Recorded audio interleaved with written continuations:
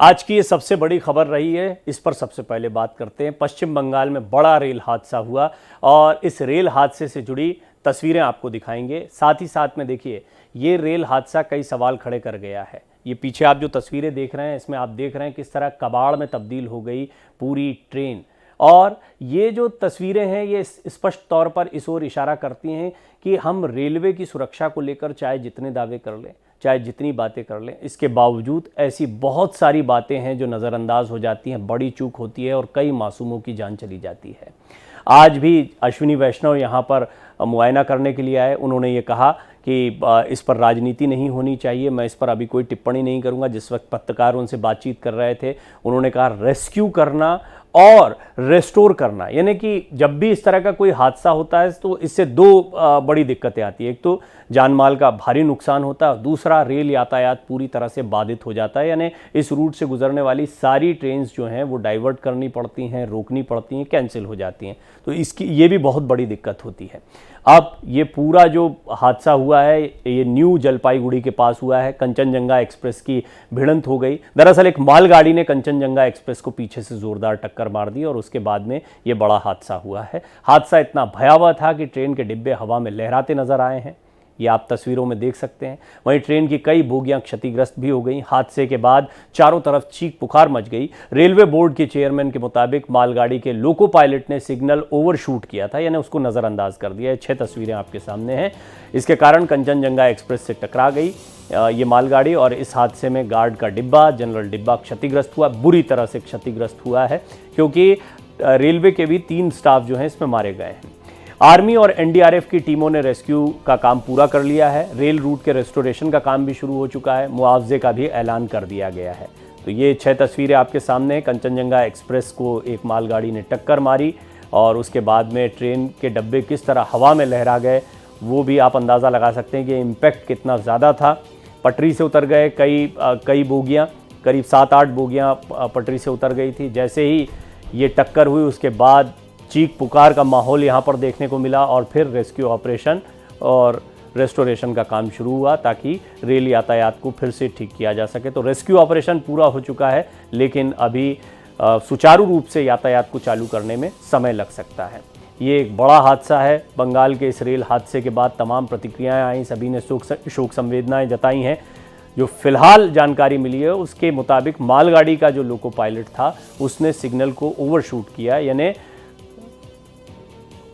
Signal ने रुकने के लिए कहा, फिर भी वो रुका नहीं। पश्चिम बंगाल में जो बड़ा ट्रेन हादसा हुआ, इसके बाद में एक सिलसिलेवार तरीके से पहले तो पूरी तस्वीर आपके सामने रखते हैं कि कहाँ हुआ हादसा। पहले रंगपानी निजवाड़ी के बीच में ये हादसा हुआ है और ये ट्रेन कहाँ जा रही थी? अगरतला से सियालदह के लिए ये ट्रेन जा रही थी, जहाँ पर यह हादसा हुआ। तो ये कुछ बड़ी बातें हैं इस हादसे के बारे में।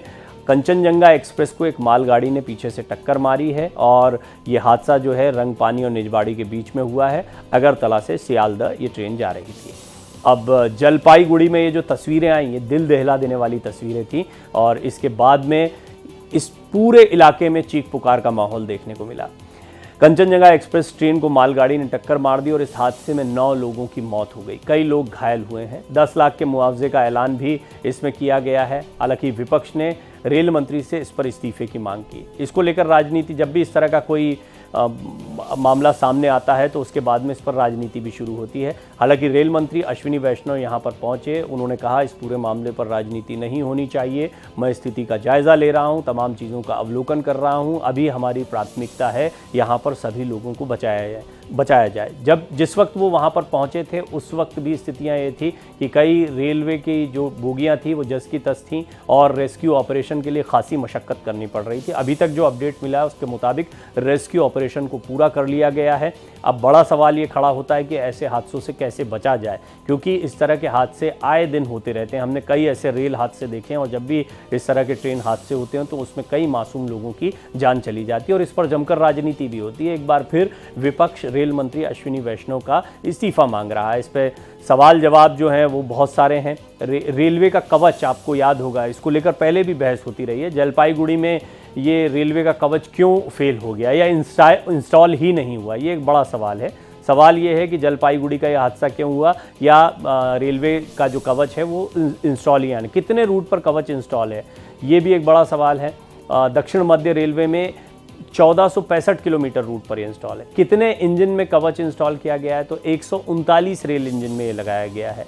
कब से कवच लगाया जा रहा है, 2012 से काम शुरू हुआ, 2020 से इंस्टॉल हो रहा है। कवच जो है ये एक ऐसी टेक्नोलॉजी है जिससे हादसों को रोका जाए, सेंसर बेस्ड ये टेक्नोलॉजी है। इसको लेकर बहुत बातें कही गई थी, आपको याद होगा, इस पर बड़ी राजनीति भी हुई थी कि इससे हम हादसों को या इस तरह की जो दुर्घटनाएं होती हैं, आपने आमतौर पर देखा होगा खड़ी ट्रेनों को टक्कर मार देना, दो ट्रेनों का टकरा जाना, ये हादसे की बहुत बड़ी वजह बनते हैं। और इसमें सिग्नल को बाईपास कर जाना, ओवरशूट कर जाना, ये जैसा कि इस घटना में सामने आ रहा है कि मालगाड़ी का जो लोको पायलट था वो ओवरशूट कर गया सिग्नल को, इस वजह से कंचनजंगा एक्सप्रेस में बहुत तेज़ी से इम्पैक्ट के साथ में ये मालगाड़ी टकरा गई और इतना भीषण हादसा हो गया जिसमें 8 लोगों की जान चली गई। ये हादसा और भी बड़ा हो सकता था, बड़ी तादाद में लोग घायल भी हुए हैं। आप अगर ट्रेन की स्थिति को और इन तस्वीरों को देखें तो आप अंदाज़ा लगा सकते हैं कि ये टक्कर कितनी भीषण थी, ये इम्पैक्ट कितना ज़्यादा था।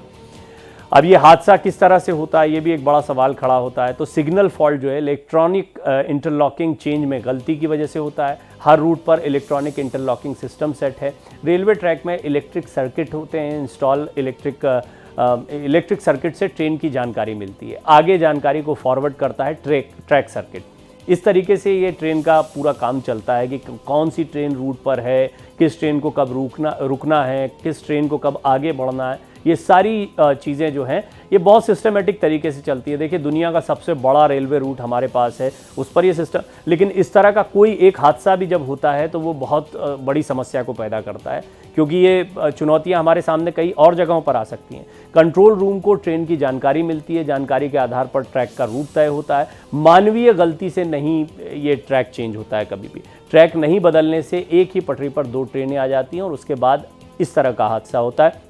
यहाँ पर हालांकि मामला थोड़ा सा अलग था, यहाँ पर सिग्नल दिया गया था कि आगे ट्रेन है, रुकना है, लेकिन मालगाड़ी ने उस सिग्नल को नहीं देखा या ओवरशूट किया, जिसकी वजह से ये मालगाड़ी सीधे जाकर कंचनजंगा एक्सप्रेस में टकरा गई। पश्चिम बंगाल में ट्रेन हादसा हुआ है, बड़ा ट्रेन हादसा है, कंचनजंगा एक्सप्रेस की मालगाड़ी से टक्कर, और मालगाड़ी ने पीछे से ये ज़ोरदार टक्कर मारी। कंचनजंगा एक्सप्रेस की कई बोगियां क्षतिग्रस्त हुई हैं। न्यू जलपाईगुड़ी के रंगापानी स्टेशन के पास ये हादसा हुआ। ये ट्रेन कोलकाता जा रही थी। कंचनजंगा एक्सप्रेस अलर्ट पर किशनगंज के प्राइवेट और सरकारी अस्पताल इसके बाद में कर दिए गए हैं। हादसे के बाद रेलवे ने हेल्पलाइन नंबर भी जारी किया है। ये हेल्पलाइन नंबर मैं आपको बता भी देता हूँ, आपके टेलीविज़न स्क्रीन पर भी लगातार आएगा ये नंबर 0332350874। ये हेल्पलाइन नंबर है क्योंकि कई लोग जिनके परिजन इस ट्रेन से सफ़र कर रहे थे वो काफ़ी चिंता में हैं, उनको बहुत चिंता थी। बहुत सारे लोग घायल भी हुए हैं, कई घायलों का उपचार अब भी चल रहा है। 8 लोगों की जान जा चुकी है और रेस्क्यू ऑपरेशन फ़िलहाल जो जानकारी मिली है पूरा कर लिया गया है। मालगाड़ी ने सिग्नल को तोड़ा है, ये खबरें अभी तक आई हैं, यानी जो मैं बार बार आपको बता रहा हूँ कि मालगाड़ी का जो लोको पायलट था उसने सिग्नल को नहीं देखा या उसने देखने के बावजूद ट्रेन को नहीं रोक पाया और इसके बाद में इम्पैक्ट हुआ। और क्लैरिटी से इसके ऊपर जब औपचारिक तौर पर कोई जानकारियां दी जाएंगी तो ये स्पष्ट हो पाएगा। अभी रेलवे के सूत्र ये जानकारी दे रहे हैं। सुबह 9 बजे के करीब ये हादसा हुआ था और उसके बाद लगातार चीख पुकार और फिर रेस्क्यू के लिए यहाँ पर टीम्स का पहुँचना, लोगों को बचाना, अस्पताल पहुँचाना, ये सारी कवायद आज दिन भर चलती रही और ये ट्रेन हादसा आज की बड़ी खबर बन गया। अब ट्रैक पर ये जो मौत दौड़ी है इसका जिम्मेदार कौन है, बहुत बड़ा सबसे बड़ा सवाल ये खड़ा हो रहा है। इस पर आने वाले दिनों में भी आप राजनीति देखेंगे। एक ही ट्रैक पर 2 गाड़ियाँ कैसे दौड़ी, मालगाड़ी सिग्नल पर क्यों नहीं रुकी, ये कुछ बड़े महत्वपूर्ण सवाल हैं। मानवीय भूल है या मशीन फेल हो गई है, ये भी एक देखने वाली बात होगी। और आमतौर पर ये देखा जाता है कि इस तरह के मामलों में मानवीय भूल कम होती है या मानवीय भूल से पटरी चेंज होना, ये इस तरह के हादसे नहीं होते हैं। हाँ, यहाँ पर अगर पायलट ने सिग्नल देखने के बावजूद वो नहीं रुका है तो फिर ये मानवीय भूल में आएगा। हालांकि इसके ऊपर जैसा मैंने आपको बताया कि अश्विनी वैष्णव भी कह चुके हैं, उन्होंने जब पत्रकारों से बात की थी उस समय पर इसके बारे में उनके पास बहुत जानकारियां नहीं थी। उन्होंने कहा था इस पर अभी कुछ भी कहना ठीक नहीं है, इंतज़ार किया जा रहा है कि औपचारिक तौर पर और इसके बारे में जानकारियाँ दी जाए। सबसे बड़ा सवाल तो यही बरकरार है कि इस रेल हादसे का गुनहगार कौन है, किसको जिम्मेदार ठहराया जाएगा। अब मैं फटाफट आपको बता देता हूँ 10 साल के ट्रेन हादसे, क्योंकि ये पहला मौका नहीं है। आपने देखा कि कितने एक के बाद एक जो ट्रेन हादसे हुए उसमें लोगों की जान गई है। ये आप पूरी लिस्ट यहाँ पर देखते जा रहे हैं, फटाफट आपके सामने आ रही है। 2014 से 2015 के बीच में जो हादसे हुए उसमें 135, 2015 से 16 के बीच में 107, 2016 से 17 के बीच 104, 2017 से 18 73, 2018 से 19 59, 2019 से 20 के बीच 55, 2020 से 21 के बीच 22 और 2021 से 22 के बीच 35, 2022 से 23 के बीच 48। ये ट्रेन हादसों की संख्या है। छोटे बड़े जितने भी हादसे होते हैं, तो आप अंदाज़ा लगा सकते हैं कि ट्रेन हादसे हमारे लिए कितनी बड़ी चिंता का विषय हैं। रेलवे की तरफ से जो हेल्पलाइन नंबर जारी किया गया है, उस नंबर को मैं आपको एक बार फिर बता देता हूँ। कुछ ये नंबर जो हैं दो तीन नंबर दिए गए हैं। इनमें 033-2350-8794 एक नंबर है, 033-238-333-26 और एक है 03612731621, 03612731622। ये नंबर सारे आपके सामने टेलीविज़न स्क्रीन पर हैं और ये वो नंबर हैं जिन नंबर्स के ज़रिए आप जानकारियाँ ले सकते हैं यदि आपके परिजन भी इस ट्रेन से सफ़र कर रहे थे और उनके बारे में आपको कोई जानकारी न मिल रही हो तो। इस हादसे के विषय में मैं आपको बता चुका हूं, एक बार फिर आपको जानकारी दे दें कि ये हादसा हुआ कैसे। कंचनजंगा एक्सप्रेस की भिड़ंत हुई है, मालगाड़ी ने इसको ज़ोरदार टक्कर मारी है। डिब्बे जो थे या बोगियां थी वो हवा में लहरा गईं। जिस तरह का हादसा हुआ ये आप ग्राफिक्स के ज़रिए देख रहे हैं और अगर आप रियल पिक्चर को भी देखेंगे तो आपको इसी तरह से बोगियां हवा में टंगी हुई दिखाई देंगी। इतना तेज़ इम्पैक्ट था। ट्रेन की कई बोगियां क्षतिग्रस्त हो गईं, एक बोगी इंजन पर चढ़ गई। न्यू जलपाईगुड़ी में यह हादसा हुआ है और मालगाड़ी ने सिग्नल तोड़ा है। इस तरह की खबरें फिलहाल आ रही हैं। अब आर्थिक मदद का भी ऐलान किया गया। जब भी हादसे होते हैं तो इसके बाद में सबसे पहला काम ये होता है कि थोड़ी राहत दी जाए उन लोगों को जिन्होंने अपनों को खो दिया है या वो लोग जो इस समय अस्पतालों में इलाज के लिए। भारतीय रेलवे ने मदद का हाथ बढ़ाया। मृतकों के परिजनों को 10-10 लाख रुपए की मदद देने का, मुआवजा देने का ऐलान किया गया है। गंभीर रूप से घायलों को 2.5 लाख रुपए की मदद देने का ऐलान किया गया है और मामूली घायलों को 50,000 रुपए की आर्थिक सहायता देने का ऐलान किया गया है। पीएमओ की ओर से मृतकों के परिजनों को 2 लाख रुपए ये अलग से है और घायलों को 50-50 हज़ार रुपए की मदद का ऐलान किया गया है। तो इस पूरे हादसे के बाद में जैसा मैंने आपको कहा कि रेल हादसे को लेकर रेल मंत्री अश्विनी वैष्णव भी यहाँ पर गए थे और उन्होंने पूरी स्थिति का जायज़ा लिया, पत्रकारों से बातचीत की। उन्होंने क्या कुछ कहा वो भी आपको सुनवाते हैं। अभी हमारा सारा फोकस है, रेस्क्यू ऑपरेशन कंप्लीट हुआ है, अभी रेस्टोरेशन पे पूरा फोकस है। ये मेन लाइन है और किसी भी तरीके से ये पॉलिटिक्स का समय नहीं है। अभी सारा फोकस होना चाहिए रेस्क्यू और रेस्टोरेशन पे। पैसेंजर सेफ्टी के लिए बहुत बड़ा फोकस है, कंप्लीट फोकस है, जैसा आप स्वयं जानते भी हैं। मैं इसके बारे में बाद में डिटेल में चर्चा करूंगा। अभी मैं जरा पहले रेस्क्यू और रेस्टोरेशन ऑपरेशन का पूरा जायजा ले लूं। हादसा इतना भीषण था कि कोच कबाड़ में तब्दील हो गए एक ही इम्पैक्ट से और आप अंदाज़ा लगा सकते हैं कि ये कितनी भीषण टक्कर रही होगी। 8 लोगों की मौत हो गई। बड़ा सवाल यही खड़ा होता है कि इन मौतों का जिम्मेदार कौन है, किसकी जिम्मेदारी तय की जाए, कैसे इन हादसों को पूरी तरह से रोका जाए। जिस कवच की बात कही जाती है वो कवच क्यों नहीं था या वो कवच क्यों नहीं काम कर पाया, जैसे बहुत सारे सवाल लोगों के जहन में आ रहे हैं। हालांकि इस पूरे एक्सीडेंट की जब जांच पड़ताल होगी, पूरी जानकारियां औपचारिक तौर पर सामने रखी जाएंगी, उसके बाद ही स्पष्ट हो पाएगा। रेल मंत्री अश्विनी वैष्णव मौके पर पहुंचे। उन्होंने खुद भी ये कहा कि मैं पहले लोगों को बचाया जाए इस पर ध्यान दे रहा हूं, रेस्टोरेशन किया जाए इस पर ध्यान दे रहा हूं, इस पर अभी कुछ भी कहना जल्दबाजी होगी। यानी जांच पड़ताल इस पूरे हादसे की जा रही है। इस पर जो प्रतिक्रियाएं आई हैं, जो संवेदनाएं जताई गई हैं, वो भी एक एक करके फटाफट आपके सामने रख देते हैं। प्रधानमंत्री नरेंद्र मोदी ने ट्रेन हादसे को लेकर अपने सोशल मीडिया एक्स पर पोस्ट किया है। उन्होंने लिखा कि पश्चिम बंगाल में रेल दुर्घटना दुखद है। जिन लोगों ने अपने प्रियजनों को खो दिया है उनके मेरी संवेदना है। मैं प्रार्थना करता हूं कि घायल लोग जल्द से जल्द ठीक हो जाएं। अधिकारियों से बात की और स्थिति का जायजा लिया है। ये प्रधानमंत्री नरेंद्र मोदी ने एक्स पर पोस्ट किया है। इसके अलावा गृह मंत्री अमित शाह ने भी अपना पोस्ट किया। गृह मंत्री अमित शाह ने क्या लिखा है वो भी आपको बता रहे हैं। पश्चिम बंगाल में हुए रेल हादसे पर केंद्रीय गृह मंत्री अमित शाह का ये एक पोस्ट है। उन्होंने लिखा कि रेल हादसा बहुत ही दुखद है। इस दुर्भाग्यपूर्ण हादसे में जिन लोगों ने अपने परिजनों को खोया है उनके प्रति संवेदनाएं व्यक्त करता हूं और घायलों के जल्द स्वस्थ होने की कामना करता हूं। इसके अलावा अश्विनी वैष्णव जो रेल मंत्री हैं उनको तो आपने सुना भी, मौके पर मौजूद थे। वैष्णव ने पश्चिम बंगाल हादसे को लेकर पोस्ट लिखा, वो भी आपको दिखा रहे हैं। एनएफआर जोन में दुर्भाग्यपूर्ण दुर्घटना हुई है, बचाव अभियान युद्ध स्तर पर चल रहा है। रेलवे, एनडीआरएफ और एसडीआरएफ निकट समन्वय में काम कर रहे हैं। घायलों को अस्पताल पहुंचाया जा रहा है। वरिष्ठ अधिकारी घटनास्थल पर पहुंच गए हैं। ये उस समय पर जब ये घटना हुई थी उसके कुछ समय बाद का ये पोस्ट था।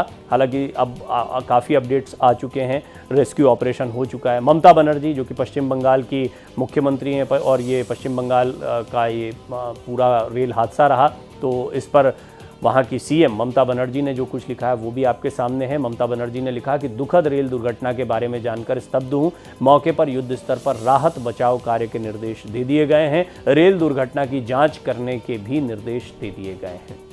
तो इस मामले की जांच पड़ताल बहुत ज़रूरी है। इसके कारणों का सही आकलन होना, जानकारियां सामने आना बहुत ज़रूरी है। इसके अलावा उत्तर प्रदेश के मुख्यमंत्री योगी आदित्यनाथ ने भी इस पर पोस्ट लिखा। पश्चिम बंगाल रेल हादसे पर उन्होंने दुख जताया है। एक पोस्ट में लिखा है, पश्चिम बंगाल के दार्जिलिंग में रेल दुर्घटना में हुई जनहानि अत्यंत दुखद एवं हृदय विदारक है। मेरी संवेदनाएं शोकाकुल परिवारों के साथ है। प्रभु श्री राम से प्रार्थना है कि दिवंगत आत्माओं को अपने श्री चरणों में स्थान दें और घायलों को शीघ्र स्वास्थ्य लाभ प्रदान करें। अब ये तो कई प्रतिक्रियाएं हैं, लेकिन पहले भी ये ट्रेन हादसे होते रहे हैं, बेकसूरों की जानें जाती रही हैं। बड़ा सवाल ये खड़ा होता है, एक-एक करके सब आपके सामने। 23 दिसंबर 1964 रामेश्वरम में चक्रवात में पम्बन धनुषकोडी पैसेंजर ट्रेन 126 यात्रियों की मौत हुई थी। 6 जून 1981 बिहार ट्रेन डिजास्टर, सहरसा के पास एक पैसेंजर ट्रेन नदी में डूब गई थी। 900 यात्रियों में से करीब 750 की मौत हो गई थी। 20 अगस्त 1995 फरीदाबाद रेल हादसा, दिल्ली जा रही पुरुषोत्तम एक्सप्रेस कालिंदी एक्सप्रेस से टकराई थी। 358 यात्रियों की जान चली गई थी। ये फरीदाबाद का रेल हादसा था। पुराने हादसे हैं। वहीं इसमें तो दिल्ली जा रही पुरुषोत्तम एक्सप्रेस जो है उसमें 358 यात्रियों की जान चली गई थी। 20 अगस्त 1995 का यह हादसा है। 2 अगस्त 1999 को गैसल ट्रेन एक्सीडेंट, 2500 से अधिक यात्रियों वाली 2 ट्रेनें असम के गैसल में टकराई थी। भीषण विस्फोट के बाद हादसा हुआ था। 290 यात्रियों की मौत हो गई थी।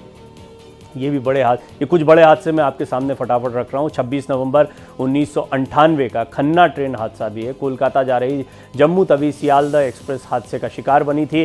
गोल्डन टेम्पल एक्सप्रेस से टकराने की वजह से हादसा हुआ था। इस हादसे में भी 212 यात्रियों की मौत हो गई थी। ये भी यानी बड़ा हादसा था।